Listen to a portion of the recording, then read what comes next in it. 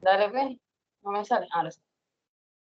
Esperando que todo esté muy bien. Mi nombre es Janet Barrios y mi compañero Humber Cresce. Somos estudiantes de la Universidad Simón Bolívar del primer semestre de Medicina. Y hoy le vamos a dar una pequeña charla junto con el doctor Nelson Vidal, donde vamos a tratar un tema que hemos estado trabajando durante todo el semestre y se trata acerca de una valoración y una comparación postoperatoria donde se relacionan dos técnicas quirúrgicas para tratar una fractura de cadera. Estas son el sistema dinámico de cadera o de DHS y el clavo de fijación trocantérica TFN. Okay. Bueno, hoy tenemos el gusto de estar reunidos con el doctor Vidal. Él es un médico ortopedista que hizo sus estudios como médico general en la Universidad de Cartagena. Luego tiene estudios como especialistas en la Universidad de Buenos Aires, en el Hospital Posada. Luego continuó su formación como subespecialista en cirujano de cadera y rodilla en la Universidad de Buenos Aires y finalmente se acreditó con un fellow como cirujano de cadera y rodilla en Nueva York, en el Instituto Ford Special Surgery. Él está hoy con nosotros y nos va a dictar una charla sobre el sistema TFN y el sistema dinámico de cadera. Buenas noches, mi nombre es Nelson Vidal, como ya la presentación que lo hizo Humber Cresce. Yo me dedico a la cirugía ortopédica y a los reemplazos articulares. Más que todo, vamos a tratar no son técnicas quirúrgicas, sino dos sistemas de fijación que tienen una técnica quirúrgica pues parecida, pero son diferentes entre sí. Ya, uno es más antiguo que el otro, pero uno se desarrolló más últimamente y ha tenido unas indicaciones más amplias.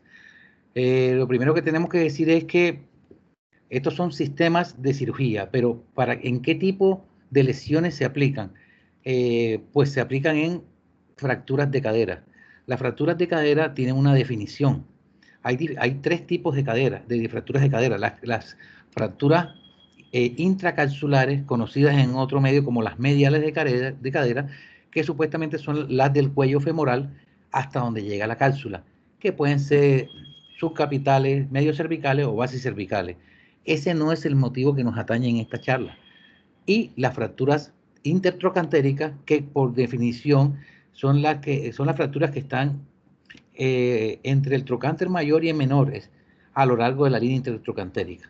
Este tipo de fracturas generalmente tienen el 95%, según algunas estadísticas, casi siempre tienen consolidación y tienen diferentes tipos de tratamiento según la escuela del cirujano, la edad del paciente y otras condiciones que, bueno, que les mostraré más adelante.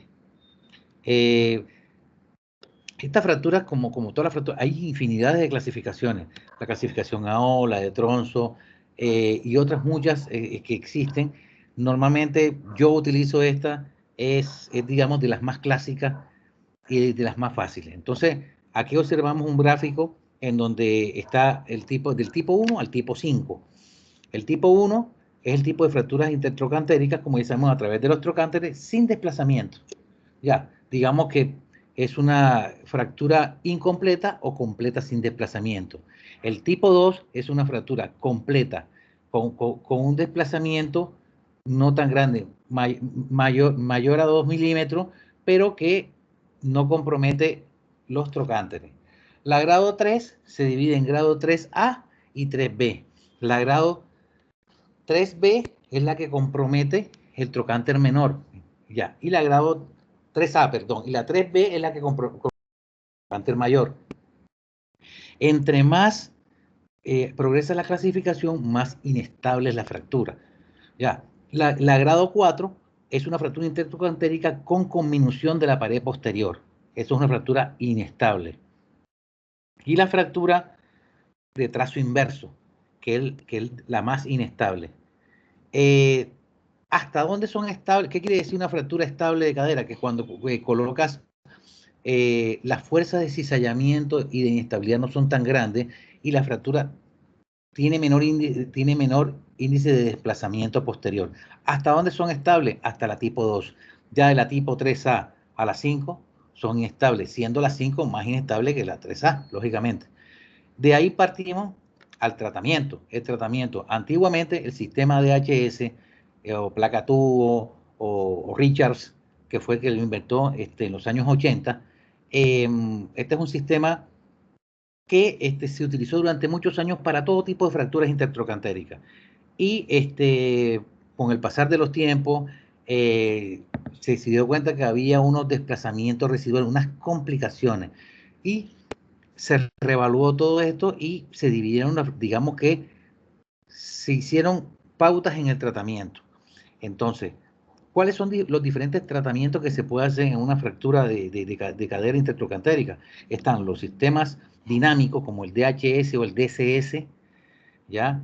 ¿Cuál es la diferencia que hay entre el DHS y el DCS? Que el DHS maneja un ángulo de 135, la placa, o de 155, que se ve en algunos países. Acá en Colombia no se usa tanto el de 155, que es para fracturas más bajas, entonces la inserción del clavo es más baja. Y el DCS, que es, la hoja es de 90 o 95 grados.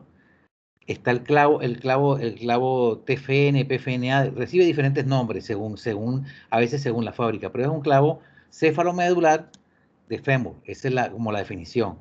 Están las placas bloqueadas que tuvieron un boom en los años 90, pero por diferentes causas que voy a explicar ahora, han entrado en desuso. Y por último, las prótesis de cadera que se usan, ya sea en tratamientos iniciales o en complicaciones después que se ha colocado un clavo o un DHS. Entonces, en conclusión, para aclarar la situación, los DHS se usan en fracturas estables, la grado 1 o 2. Los clavos TFN se pueden usar en cualquier tipo de fractura, pero están indicados desde el grado 3 hasta el grado 5. Las placas trocantéricas se usaron mucho en los años 90, pero ¿qué pasa? Tienen muchas complicaciones porque son sistemas muy rígidos y la cadera es un sistema dinámico. Entonces, había mucha pseudoartrosis, había mucha migración de los clavos hacia el acetábulo, entonces se han dejado de usar. Y las prótesis que se usan, ya sea en pacientes muy ancianos con mala calidad de hueso, en donde cualquier sistema puede fracasar, o ya sea para rescate o salvataje de cirugías previas, ya sea con placas, con DHS o con clavos cefalomedulares. Entre más inestable es la fractura, más complicaciones va a tener. Entonces, particularmente los cirujanos ya, algunos siguen usando el DHS, algunos son ortodoxos y usan los clavos DHS hasta las fracturas estables y los clavos en las fracturas inestables. Se puede usar el clavo céfalo en fracturas estables también. ¿Cuál es la ventaja que tiene el clavo cefalomedular? ¿Por qué la gran mayoría de los cirujanos lo prefieren en este momento para todo tipo de fractura? Porque teniendo las condiciones de infraestructura, llámese mesa de tracción, que es un aparato en donde se reduce la fractura y el paciente queda fijo, y un buen intensificador de imágenes, es una cirugía que dura 20, 25 minutos, a veces menos según la experiencia del cirujano, con incisiones mínimas. Un paciente se le introduce un clavo por una incisión mínima, en el trocánter y en la parte distal, en la parte para colocar el clavo, para colocar la hoja espiral o porque una aclaración que voy a hacer, el clavo TFN puede tener hoja espiral o clavo deslizante. ¿Cuándo se utiliza uno y cuándo se usa otro? Se pueden utilizar en cualquier tipo de fractura que tenga indicación, pero conviene más usarla el deslizante cuando se quiere comprimir más, cuando la fractura intertrocantérica está más cerca del cuello y hay menos toma y necesitas comprimir más, es la indicación. Yo la utilizo solamente en esos casos, si no uso la hoja espiral. Hay algunos cirujanos que les gusta más. Eso es, cada escuela maneja ciertos parámetros. Estos sistemas, como en todo tipo de cirugía, tienen complicaciones. Aquí vemos el clavo de HS y vemos varias complicaciones. La complicación más frecuente es el cutout. El cutout es cuando el clavo sale por fuera de la cabeza, rompe la cabeza, como en este caso, y se comprime completamente. Aquí vemos que se utilizó un clavo de HS en una fractura trazo 5 y el porcentaje de falla es altísimo. ¿Entiendes? Eso era otra época en donde no estaban tan claras las indicaciones. En esta se nota la fractura que no quedó reducida anatómicamente y la fuerza pasa por los tornillos de la placa, rompiendo los tornillos porque la placa no es capaz de soportar las fuerzas de estrés. Después, pasado un tiempo, cuando el paciente empieza a apoyar. Otro caso que vemos acá es la falta de consolidación, que es menos común, pero también depende de una reducción inicial que no era la mejor. Entonces, en conclusión, el clavo de HS o no se usa o lo usamos en fracturas estables. Aquí vemos otros casos en donde se rompe la placa del clavo por transmisión de fuerza por no unión o pseudoartrosis. O sea, el hueso no pega. No pega porque el sistema no es el mejor. ¿Ya? Aquí vemos migración de clavo, lo que llamamos cutout. El clavo queda fijo en la diáfisis, pero sale en la cabeza. Y acá vemos otro caso en donde ya el clavo trabajó y hay un colapso de la cabeza y muchas veces termina en una función anómala de la cadera o dañando el acetábulo. En algunos casos puede presentar casos de necrosis avascular de cadera, que es cuando la cadera no le llega la suficiente circulación y el hueso se colapsa. Hoy por hoy convengamos que el clavo de HS se usa en fracturas estables. Su uso en fracturas inestables aumenta la cantidad, o sea, el porcentaje de falla. Llámese no unión o pseudoartrosis, llámese desplazamiento residual, llámese ruptura del implante. El caso con los clavos, el clavo tiene un porcentaje de éxito mucho mayor en todo tipo de fracturas, desde la 1 hasta la 5. Lógicamente, entre más inestable la fractura, más posibilidades de fallas tiene. Pero aquí vemos unas complicaciones inherentes al clavo, porque este no es un sistema 100% fiable. Depende mucho de la técnica quirúrgica, depende mucho de las condiciones del cirujano. Tienes que tener una buena mesa de tracción, un buen intensificador y un cirujano adiestrado en este tipo de cirugía, porque puede haber muchos errores inherentes a la cirugía. No es lo mismo un cirujano que opera 4 o 5 cirugías de estas a la semana al que opera 2 por año. El porcentaje de complicaciones es muy superior. ¿Cuándo se utilizan estos clavos? O en todas las fracturas intertrocantéricas o, siendo más ortodoxo, desde la 3A hasta la 5. Aquí vemos unas complicaciones del clavo, que es migración completa del clavo hacia adentro por una mala posición de entrada y el tornillo queda directamente, no quedó intrapélvico como tal, pero sí se traspasa y pasa a la pelvis. Otro caso también de cutout, que es más raro, pero se ve. Aquí vemos una pseudoartrosis, o sea que el hueso no pega, se colapsa y el clavo empieza a dañar el acetábulo. En este otro caso vemos un caso de pseudoartrosis o no unión, en donde el sitio más frecuente de falla del clavo es en la parte donde entra el deslizante, que tiene un orificio y está más débil la estructura del clavo y por ahí se rompe. Pero son casos en donde el hueso no pega, el paciente se le da el apoyo después de los 3 meses y la fatiga de material, o sea, en pocas palabras, el clavo no soporta el peso del cuerpo y el estrés que le produce la marcha, porque el metal no tiene la misma elasticidad que el hueso y termina fallando cuando el hueso no pega. Se termina rompiendo por el sitio más débil, que es ese. Está el tema de las placas bloqueadas, que no lo voy a nombrar aquí porque no le voy a hacer tanto énfasis, porque las placas tuvieron su uso en los años 90, pero como eran tan rígidas, porque eran tornillos bloqueados que iban pegados ¿qué es un tornillo bloqueado? Es un tornillo que se asegura en la placa con una rosca.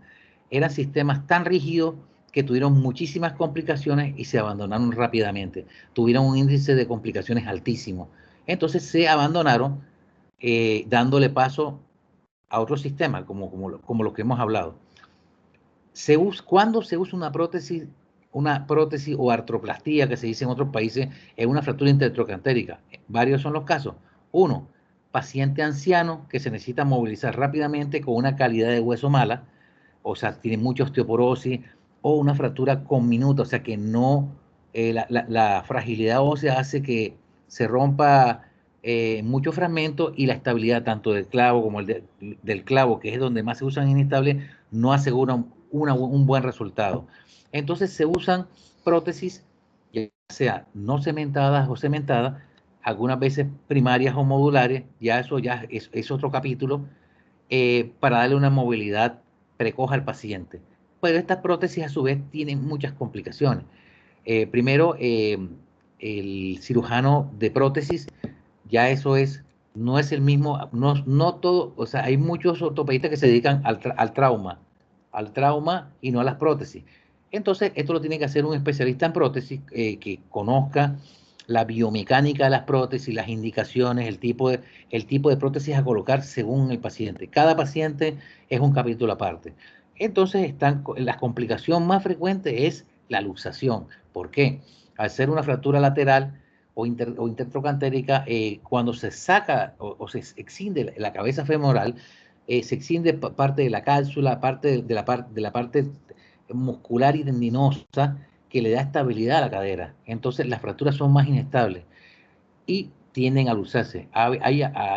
Está el advenimiento de las prótesis de doble movilidad, que es otro capítulo aparte que da mucho más estabilidad. Pero en conclusión, para lo que nos interesa en esta charla, la complicación más grande que tiene, más frecuente, es la luxación. Después están otras complicaciones mecánicas como fractura periprotésica, infección, pues que hace en un paciente anciano son complicaciones graves.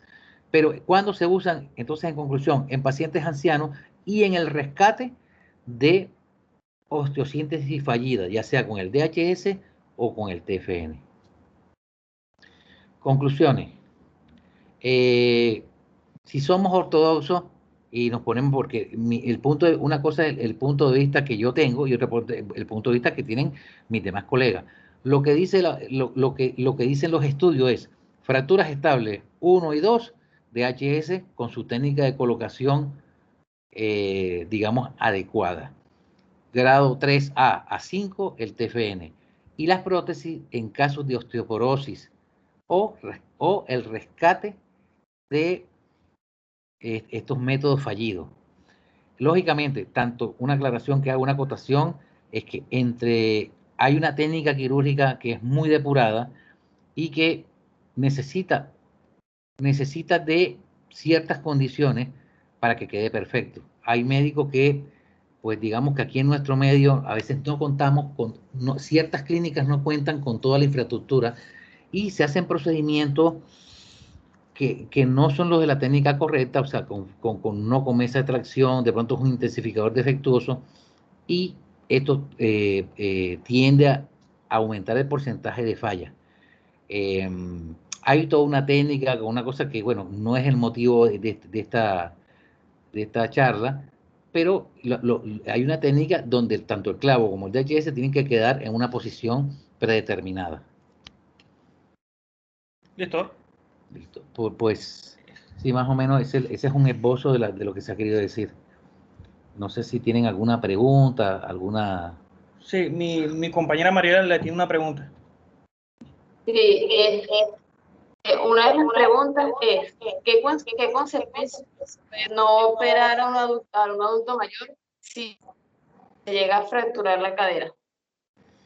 Bueno, hoy por hoy las técnicas quirúrgicas, estamos hablando de condiciones ideales. No es lo mismo operar a un paciente acá en Barranquilla o en Bogotá o en Buenos Aires o en Nueva York que operarlo en Sabana Larga, ¿me entiendes? O sea, hago un ejemplo local o operarlo en La Guajira, en un pueblo.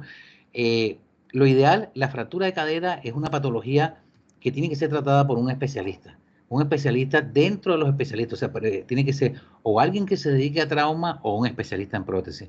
Y eso conlleva a una serie de condiciones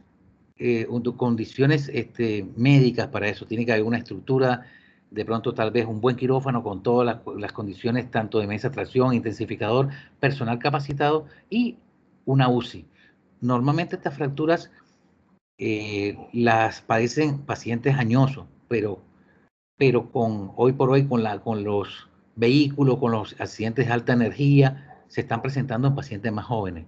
Entonces ya no solamente es una patología de ancianos, una patología de gente joven. Y con respecto, o sea, haciendo énfasis en tu pregunta, hoy por hoy los sistemas, el clavo es un sistema que se puede usar en cualquier tipo de persona o las prótesis. ¿Cuándo no se opera un paciente anciano? Pues yo pienso que cuando las condiciones médicas, hoy por hoy lo correcto es que cuando las condiciones médicas, toda cirugía tiene un riesgo y un beneficio. Cuando el paciente, digamos que, entre comillas, es inoperable, que su función cardíaca es muy mala, o sea, que es un paciente ASA 5, o sea, que ya no se puede operar, porque los procedimientos por ejemplo, del clavo o del DHS, se pueden hacer con técnica mínimamente invasiva, con una pérdida de sangre ínfima, un tiempo quirúrgico muy corto y una anestesia mínima. Pero para todo esto se necesita una infraestructura. ¿Qué pasa cuando un paciente no se opera? Yo siempre se lo digo a mis pacientes. Si el paciente tiene una esperanza de vida y a mí, anestesia, medicina interna, me dice que tiene siquiera un 30, un 40% de posibilidades de sobrevivir y de tener mortalidad. Cuando hablo de morbi es complicaciones antes, durante o después de la cirugía, o la muerte, antes, durante o después. Si el paciente que no se opera, ya sea porque porque la EPS no manda el implante, porque no le autorizan la cirugía, porque no tiene dinero, o sea, aquí hay que parecerse la cirugía, porque el médico que lo está viendo no está capacitado, cualquier complicación que tenga, cualquier causa de no realizar la cirugía, entre más días pase, para el paciente. Hay un dicho que dice en uno de los libros texto de la dermatología, la cama mata al paciente, el encamamiento. ¿Por qué? Porque son pacientes generalmente añosos. Entonces, ¿qué hacen? Infecciones respiratorias, neumonía, infecciones urinarias y si presentan procesos como Alzheimer, demencia senil, cualquier otro tipo de problema neurológico lo acentúa. Entonces, hay un estudio hecho por varios centros serios a nivel de europeos y americanos, en donde a 3 meses la tasa de mortalidad de un paciente no operado supera el 85%. Algunos hablan de un 100%. Algunos otros estudios. Los estudios no siempre son iguales. Entonces, por eso yo le digo, cuando yo tengo un paciente que se pueda operar, yo prefiero correr riesgo del 30 contra 70 que se complique a un 100%. Lógicamente, haciéndolo un procedimiento mínimamente invasivo con todas las condiciones. Si el paciente no se puede operar porque es inoperable, ya sabemos que prácticamente es un paciente que está en su lecho de muerte. Y eso se lo tenemos que informar a la familia, que por mucho que lo cuiden, que haya cuidado de enfermería, las complicaciones son altísimas, porque ya son inherentes al paciente. Doctor, yo le tengo dos preguntas. ¿Por qué por lo menos aquí en Colombia, sobre todo en Barranquilla, se ve que a pesar de que el TFN en la literatura y en estudios que se han dicho tiene una tasa de menos complicaciones y mejores resultados, porque se sigue usando el DHS más que el clavo cefalomedular? ¿Y cuál usa usted? ¿Cuál prefiere usted? Acá hay un tema de modernidad, ¿cómo te digo? De escuela. Pues yo me formé en la Argentina, que se usaba yo me formé en los años 90, donde se usaba mucho más el clavo DHS que el clavo TFN.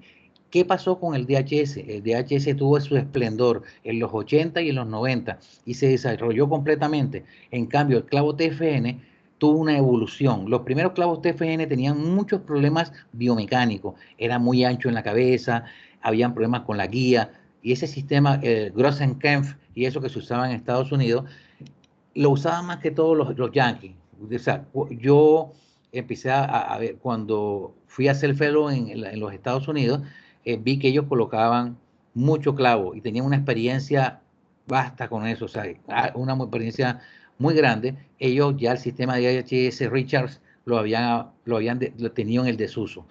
Entonces, es como todo. Hay un dicho que donde vayas, haz lo que vieres. Entonces, pues yo como que empecé, o sea, ya se estaba desarrollando eso de las fracturas estables e inestables. ¿Qué te digo? Volví después, yo viví muchos años en el exterior y en Argentina no se usaba tanto el clavo. Yo lo usaba. Cuando volví a Colombia, empecé a usarlo más todavía, porque tiene muchos mejores resultados. Teniendo las condiciones, es mucho mejor, es menos traumático y los resultados que tú le puedes ofrecer al paciente son superiores. Con respecto de que por qué aquí propiamente en Barranquilla unos no lo usan, no, es una cuestión también de costumbre. Eh, hay, hay médicos que ya son de cierta edad y manejan el sistema de DHS y no, digamos que no han tenido, se han quedado cómodos en el sistema y esto tiene lo del clavo TFN, tienes que tener toda una curva porque no es tan sencillo, no vas que operaste 2 clavos de esto y ya sabes, esto tiene ciertos tics, ciertos trucos, cierto manejo, ciertas posiciones que la haces cuando te entrenas con personas que tienen un conocimiento bastante avanzado sobre el tema y algunos médicos viejos directamente no quieren operar porque no quieren tener complicaciones. Además, que cuando tú operas con el TFN tienes que tener unas condiciones mejores con el DHS. ¿Ya? En algún momento los DHS se hacían sin intensificador de imágenes y sin mesa de tracción, con una técnica más antigua que es haciendo una incisión grande, donde tú veas donde tú veas la cabeza femoral, el cuello. Se puede hacer, pero para el paciente es mucho más traumático. En cambio, con el clavo, es muy difícil. Con el clavo sí o sí tienes que tener intensificador de imágenes y tienes que tener una buena mesa de tracción para asegurarle un resultado adecuado al paciente. En resumidas cuentas, es una cuestión de adaptarte a lo nuevo que viene, y es una cuestión de ir actualizándote. Hay médicos pues que están en un primer nivel, que siempre están actualizados, y hay otros que con el tiempo, con la edad, pues ya usan los sistemas que más cómodos se sienten. Doc, una última pregunta. En cuanto al postoperatorio, con el DHS y con el clavo TFN, ¿qué tal le va y cuál es el índice de complicaciones que usted ha tenido con uno u otro sistema? Si se usan, como les expliqué, en fracturas estables el DHS y en fracturas inestables el TFN, tienen un resultado muy parecido. El problema aparece cuando usas el DHS en fracturas inestables. El porcentaje de complicaciones aumenta. Igual todas estas fracturas pueden tener complicaciones, pueden tener infecciones, desplazamientos, necrosis vascular de cadera, que pues no son el porcentaje no es tan grande como en otro tipo de fracturas. Pero si tú abusas de la indicación, vas a tener problemas. Fracturas estables, DHS. Fracturas inestables, clavo. Si lo usas en cada uno en su rango, no vas a tener ningún problema. A los dos lo puedes poner a apoyar enseguida. Y no vas a tener ningún tipo, o sea, la complicación va a ser mínima. Aclaro, el clavo TFN lo puedes usar desde la fractura tronzo 1 y no va a haber ningún problema, queda mejor. Yo particularmente de 100 clavos que hago un solo DHS y tiene que ser una fractura pues que tenga algunas condiciones especiales, de pronto un canal muy fino, con poco desplazamiento, tiene que ser algo porque generalmente pongo el clavo TFN. Ya, ¿por qué lo pongo? Me asegura casi siempre un éxito, mucho menos tiempo de cirugía, mínimo sangrado para el paciente y mínima agresión para él. Como les comenté, en algún momento usaba más el DHS, sobrepasaba su indicación y tuve muchísimas complicaciones, el cutado, rotura de material, cosas que hoy no tengo porque ya el sistema evolucionó, o sea, evolucioné yo colocando un clavo TFN evolucionado y los resultados, las complicaciones se minimizan. Bueno, Doc, muchas gracias. Yo creo que eso es todo. No sé si mi compañera Mariela tiene algo más que decir. Sí, eh, bueno, le queríamos dar las gracias por acompañarnos y por sacar de su tiempo para poder estar aquí con nosotros y explicar el tema. Muy agradecidos. Bueno, no es nada.